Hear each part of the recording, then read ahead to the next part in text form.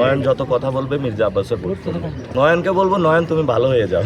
আমি প্রথমেই আজকে ঢাকা বিশ্ববিদ্যালয়ে ক্যাম্পেইন শুরু করেছি শহীদ ওসমান হাদি ভাইয়ের হল দিয়ে, যেটা আগে বঙ্গবন্ধু হল ছিল, ওটা নাম পরিবর্তন করে শহীদ ওসমান হাদি ভাই হল নাম করেন।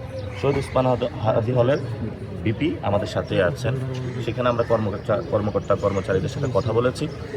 তারপরে এর পাশেরই একটা হল মুক্তিযোদ্ধা জিয়াউর রহমান হলে এসেছি, এবং এই হলে নাম কাটার জন্য তারা অনেক প্রচেষ্টা চালিয়েছিল।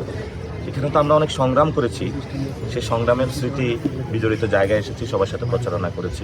আমার বাসা ঢাকা 8-এর মধ্যেই, এবং সেই জায়গাটা হলো আপনার মোতালেব প্লাজার পিছনে, কিন্তু আমার ফ্ল্যাট নাম্বার এটা ডিসক্লোজ করতে চাই না, কারণ আমার বাসার সামনে অনেক বাইক নিয়ে মানুষকে ঘোরাফেরা করতে দেখেছি। কোন সময় অস্ত্র নিয়ে হাজির হয়, এই জন্য হলো আমার ফ্যামিলির একটা নিরাপত্তার বিষয় আছে।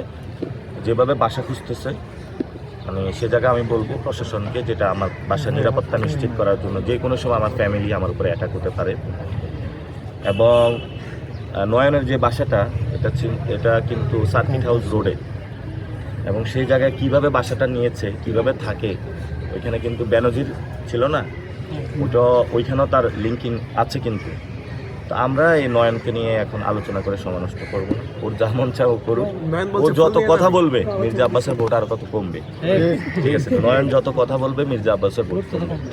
মির্জা আব্বাস যদি ভালো কিছু চায় সে নয়নকে চুপ করাবে। নয়ন বলেছে হ্যাঁ, নয়নকে বলবো নয়ন তুমি ভালো হয়ে যাও। ও ভালো হয়ে যাবে। ও একটু শোকে কাতর আছে, আসন পায় নাই। তারপরে হলো ওই মির্জা আব্বাসের সাথেও তার মনে একটু সমস্যা আছে। সব কিছু মিলে ও একটু ডিপ্রেশনে আছে বা হতাশায় আছে।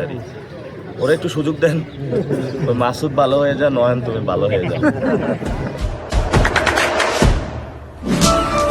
দেশে দেশে সবার সাথে দ্য নিউজ।